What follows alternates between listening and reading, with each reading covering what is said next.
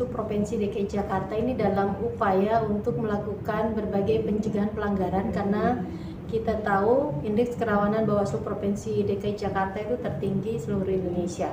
Maka upaya-upaya pencegahan itu harus lebih masif, terstruktur gitu ya, sampai ke level grassroots.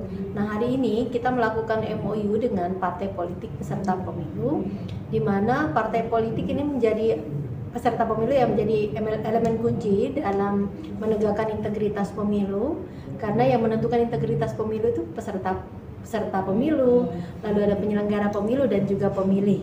Nah, kita MOU ini terkait dengan kita mencegah terjadinya politik uang, politisasi sara, ujaran kebencian dan juga hoax. Nah, kita MOU berharap bahwa seluruh partai politik peserta pemilu tidak menggunakan kegiatan atau hal-hal yang berbau materi terkait dengan politik uang, politisasi sara dan ujaran kebencian dalam materi-materi muatan kampanyenya.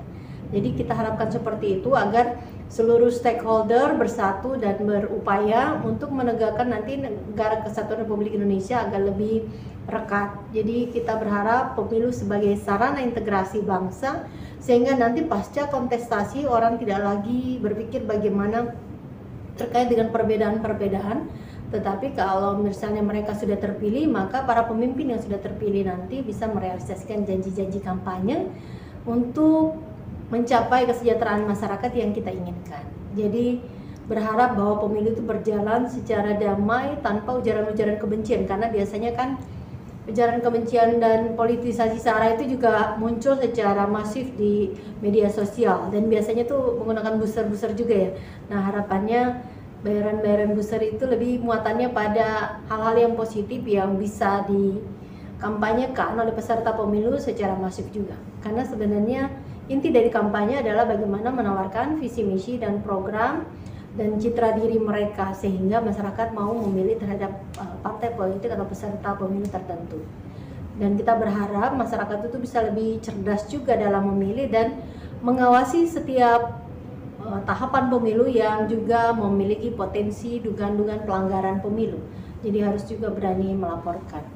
Tapi harapan pada kegiatan ini kami juga merilis hasil pengawasan terkait dengan pemutahiran data pemilih, pengawasan pemutahiran data pemilih dari proses coklik yang sudah dilaksanakan sejak tanggal 12 Februari tahun 2022 dan sekarang dalam penyusunan DPSHP. Beberapa temuan juga yang sudah disampaikan oleh Bawaslu kepada KPU DKI Jakarta untuk ditindaklanjuti. Jadi harapannya semua bisa berjalan dengan baik, seluruh tahapan bisa diselesaikan. Tapi terkait dengan harapan kita terhadap partai politik peserta pemilu agar dapat menjalankan proses dalam setiap tahapan, baik itu pencalonan dan bahkan sampai nanti proses pemungutan dan penghitungan suara jauh lebih baik tanpa politik uang, politisasi sara, ujaran kebencian dan hoax pemilu. Pasti ada masalah.